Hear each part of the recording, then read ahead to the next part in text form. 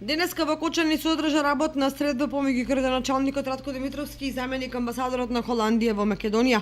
На средбата се разговараше за придобивките од холандските инвестиции во Кочани, како и за понатамошна соработка помеѓу општина Кочани и Кралството Холандија.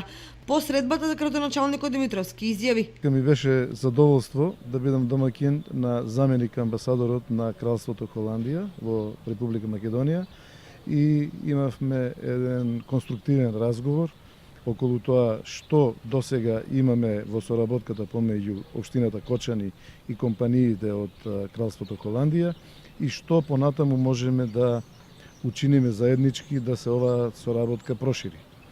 Разговаравме за 4 големи компании кои што веќе инвестираат, веќе се присутни во Кочани и ги понудивме нашите капацитети во делот на геотермалните води, геотермалната енергија, во делот на туризмот и во сите оние други делови кои што ги имаме на располагање како општина Кочани.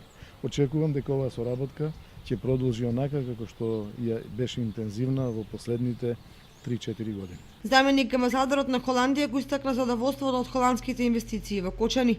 I'm very glad to be here. Сакам да му се заблагодарам на градоначалникот Димитровски за средбата денеска. Јас сум новиот заменик амбасадор на Кралството Холандија во Македонија и во тој капацитет ги посетувам холандските компании што се во земјата. Дознав денеска на состанокот дека Кочани е град на оризот, од друга страна Холандија е земја на компирите. Самото тоа што има 4 големи холандски компании како инвеститори во Кочани, кои што вработуваат повеќе стотици работници, е знак дека има потенцијал за соработка во повеќе сфери. Се радувам на можностите за понатамошна соработка и на повторно гледање со градоначалникот и понатамошни посети на општината, при кои што ќе се развијат, ќе се отворат нови можности за соработка на холандски и македонски компании. Делегацијата од Холандија по завршувањето на работната средба со градоначалникот беа во посета на 4 холандски компании и инвестиции во општина Кочани.